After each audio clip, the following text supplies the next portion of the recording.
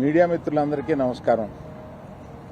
2 రోజులుగా ఇండస్ట్రీలో జరుగుతున్న విషయాలన్నీ మీకు అవగాహనలోనే ఉన్నాయి కాబట్టి వాటి గురించి వివరంగా చెప్పకుండా నేను వాటిలో వచ్చిన కొన్ని విషయాల గురించి నేను ఇక్కడ ప్రస్తావించడానికి మిమ్మల్ని అందరినీ ఆహ్వానించాను. ఇవాళ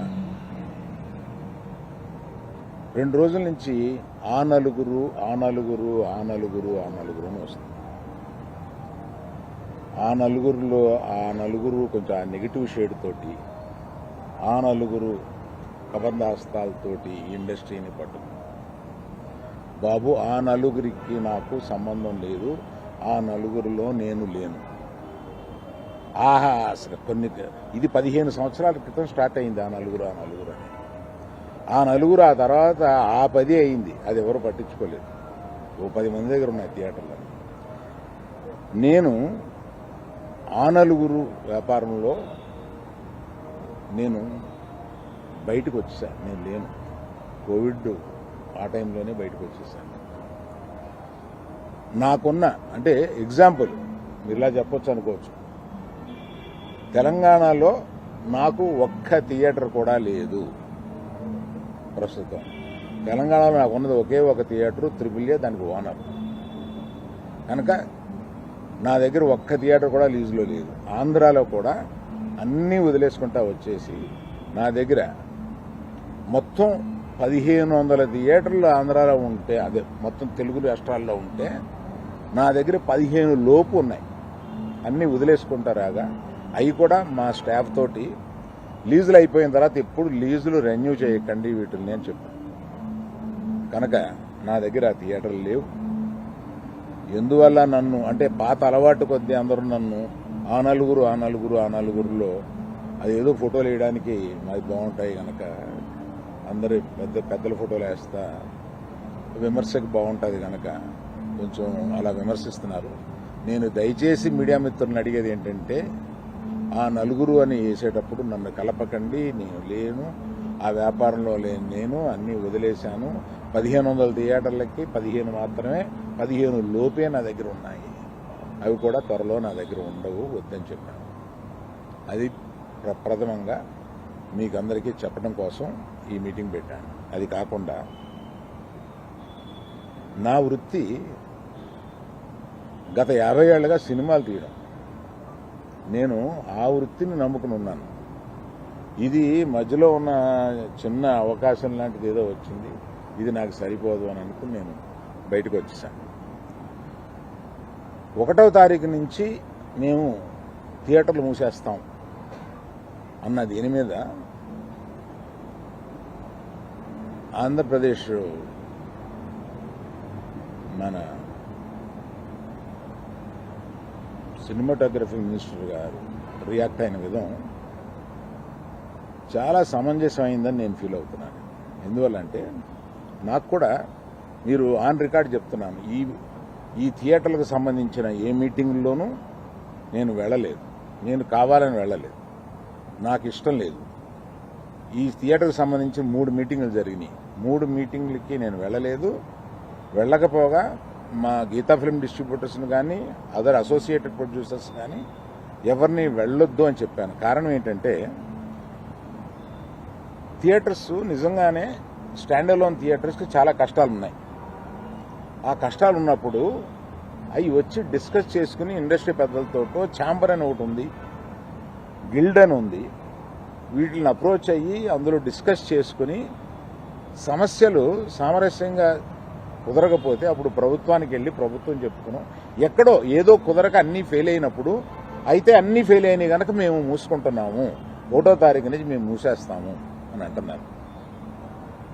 మూసేయడానికి ఏకపక్షంగా మీరు తీసుకునే ఈ నిర్ణయానికి నేను వెళ్ళి అక్కడ కూర్చుని మాట్లాడను అని నాకు చిరాకు కలిగి నేను వెళ్ళా. ఇది మీరేమన్నా ఆ సమస్యని డిస్కస్ చేసిన తర్వాత ఒక సామరస్యమైన ఒక కంక్లూషన్ రాకపోతే చేయాల్సింది మేము మూసేస్తున్నాము. ఏమంటే పవన్ కళ్యాణ్ సినిమా రిలీజ్గా రాబోతుండగా మేము సినిమాలు మూస్తాము అనేది దుస్సాహసం చేయకూడదు.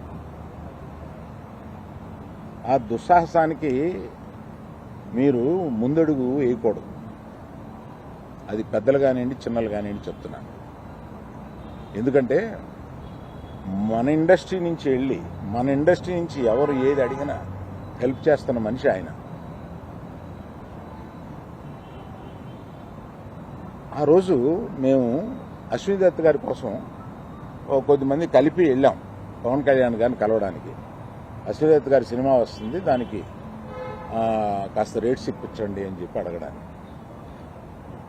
అప్పుడు ఆయన హింట్ చేశారు, చంద్రబాబు నాయుడు గారిని కలిశారా మీరు, ఛాంబర్ తరపున వచ్చి కలవండి. ఆ తర్వాత ఆ కమ్యూనికేషన్లో ఏం జరిగిందో ఏంటో ఆ తర్వాత ఎవరు దాన్ని పట్టించుకోలేదు. నేను ఒకళ్ళిద్దరితోటి ప్రస్తావిస్తే, చంద్రబాబు నాయుడు గారు మాకు తెలిసిన ఆయనే కదా, పవన్ కళ్యాణ్ గారు మాకు తెలిసిన ఆయనే కదా, మేము వెళ్ళి పని చేయించుకుంటున్నాం అన్నారే తప్ప ఛాంబర్ వారు కానీ ఏ సంస్థ కానీ వెళ్ళి అఫీషియల్గా మనం అందరం వెళ్ళి కలిసి కష్టం వచ్చినప్పుడు కలవడం వేరండి. కష్టం వచ్చినప్పుడు ఇప్పుడు మనం అసలు ప్రభుత్వం వచ్చిన తర్వాత వెళ్ళి మనం కలవాలి కదా, కలవలేదు. పవన్ కళ్యాణ్ గారు హింట్ చేసినా కూడా అది జరగలేదు. నిన్న ఎవరో మాట్లాడుతూ మాది ప్రైవేట్ వ్యాపారం, ప్రభుత్వానికి సంబంధం ఏముంది, ప్రభుత్వానికి సంబంధం లేదు, నేను కరెక్ట్గా చెప్పలేనది, ఆ అర్థం వచ్చేటట్టు మాట్లాడారు. ఏమండి, ప్రభుత్వానికే సంబంధం లేకపోతే 2 సంవత్సరాల క్రితం పెద్ద వాళ్ళందరూ ఇక్కడి నుంచి కదిలిళ్ళి గత చీఫ్ మినిస్టర్ ఎందుకు కలిశారండి? ప్రభుత్వానికి సంబంధం లేకపోతే. ఏ వ్యాపారం అయినా సవ్యంగా చేసుకోవాలంటే ప్రభుత్వంతో సహకారం లేకుండా అది జరగదు. అటువంటిది ప్రభుత్వంతో సంబంధం ఉంది, మాది ప్రైవేట్ వ్యాపారం, ఇది సరికాదు.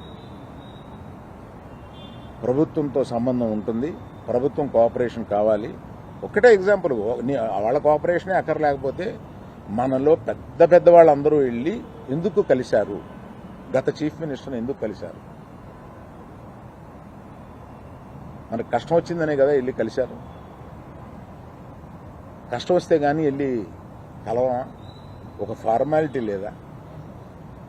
అందువల్ల మినిస్ట్రీ నుంచి వచ్చింది నేను చదివాను, అది చాలా సమర్థనీయంగా ఉంది, ప్రశ్నలు కరెక్ట్గా ఉన్నాయి. నిజంగానే సమస్యలు ఉన్నాయండి. స్టాండ్ అలోన్ థియేటర్స్కి సమస్యలు 100% ఉన్నాయి. ఇవాళ వాళ్ళ మనుగడ కూడా కొంత కష్టం అవుతుంది.